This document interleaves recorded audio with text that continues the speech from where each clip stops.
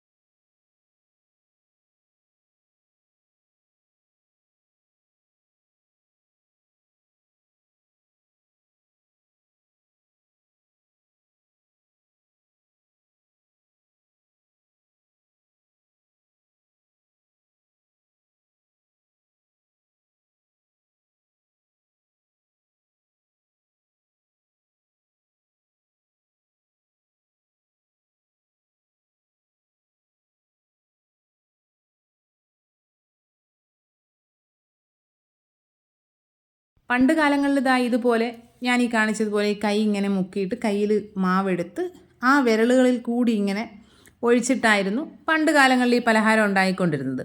ഇപ്പോൾ നമുക്ക് അങ്ങനെയുള്ള എക്സ്പെർട്ടുകളൊന്നും അല്ല. നമ്മുടെ കയ്യിൽ എന്തായാലും ചൂടടിക്കും എന്നുള്ളത് കൊണ്ട് ഇതുപോലെ പ്ലാസ്റ്റിക് ബോട്ടിലിലാക്കുക മാവ്. എന്നിട്ട് അതിൻ്റെ അടപ്പിൽ 5 ഹോൾ ഇട്ട് കൊടുക്കാം. അപ്പോൾ നമ്മുടെ 5 വിരലിൻ്റെ ആ ഒരു ഇതായല്ലോ.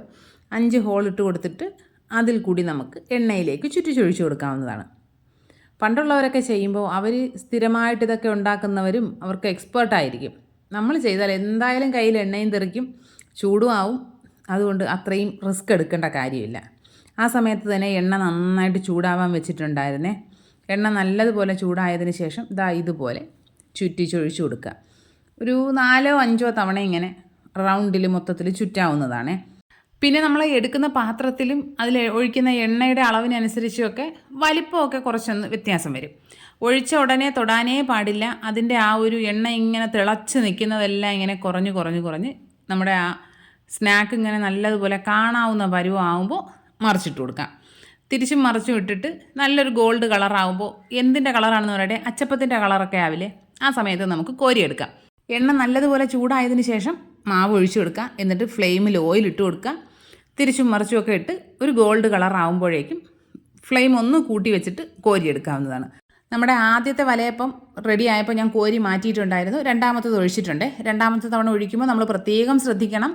ഫ്ലെയിം നന്നായിട്ട് കൂട്ടിയാണ് വെച്ചിരിക്കുന്നത്. അതുകൊണ്ട് അത് നല്ലതുപോലെ കുറച്ച് വെച്ചിട്ട് ശേഷം മാവ് ഒഴിച്ചു കൊടുക്കുക. എന്നിട്ട് പെട്ടെന്ന് തന്നെ തിരിച്ചും മറിച്ചുമൊക്കെ ഇട്ട് ഫ്രൈ ചെയ്തെടുക്കുക. അടിപൊളി ടേസ്റ്റാണ്. നിങ്ങൾ ഇതുവരെ ട്രൈ ചെയ്ത് നോക്കിയിട്ടില്ലെങ്കിൽ എന്തായാലും ഒന്ന് ട്രൈ ചെയ്ത് നോക്കണം. ഒരുപാട് പരിപാടിയൊന്നുമില്ല. രാവിലെ ആ പച്ചരി ഒന്ന് വെള്ളത്തിലിട്ട് കഴിഞ്ഞാൽ അടിപൊളിയായിട്ട് ഉണ്ടാക്കിയെടുക്കാൻ പറ്റും.